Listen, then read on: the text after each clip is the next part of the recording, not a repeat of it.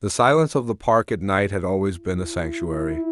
Under skeletal oak branches, I found solace from the ceaseless storm of thoughts in my mind. Even the biting winter air failed to deter me. It was the one place that demanded nothing, allowing me to simply exist. But tonight, the solitude felt different, tense, like a taut string ready to snap. The air shifted as I left the park. The familiar crunch of snow underfoot began to sound muted, swallowed by an unnatural stillness. Shadows stretched grotesquely long beneath the dim streetlights, their shapes writhing as if alive. The streets ahead twisted into unfamiliar patterns, landmarks dissolving into alien streets. The growing unease in my chest blossomed into outright panic as I realized I was utterly lost. The night seemed to close in, pressing against me with a suffocating weight. Barren trees lining the street appeared to lean closer, their skeletal branches clawing at the sky.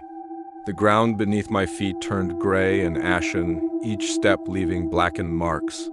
A faint, acrid smell of burnt wood hung in the air, seeping into my lungs with every breath.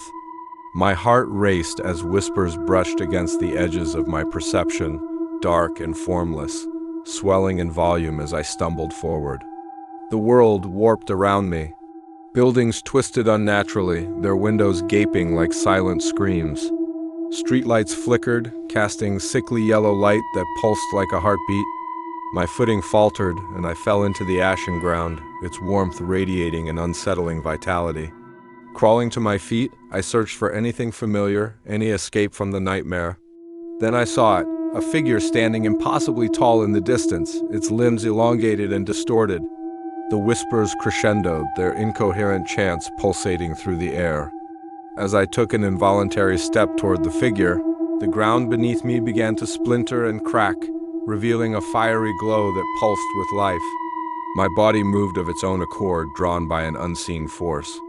Suddenly, the ground collapsed, plunging me into an abyss.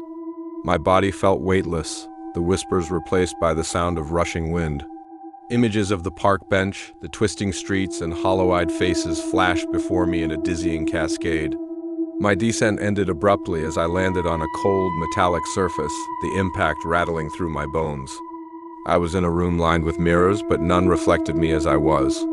Each showed distorted versions of myself, twisted and malevolent. The reflections moved independently, stepping out of their frames with jerky, unnatural motions. They surrounded me, their hollow eyes oozing darkness, their silent smiles stretching unnaturally wide. As I backed away, my foot struck something solid. Turning, I saw the park bench from earlier, now charred and splintered. The whispers returned, louder than ever, but this time they resolved into words. They weren't from the figures surrounding me, but from within my own mind. You never left the park. I looked down to find the ashen ground beneath me cracking once more. The figures closed in, their forms melting into a viscous shadow that enveloped me. The last thing I saw was my own face, reflected in the darkness, smiling back as it whispered, This is where you belong.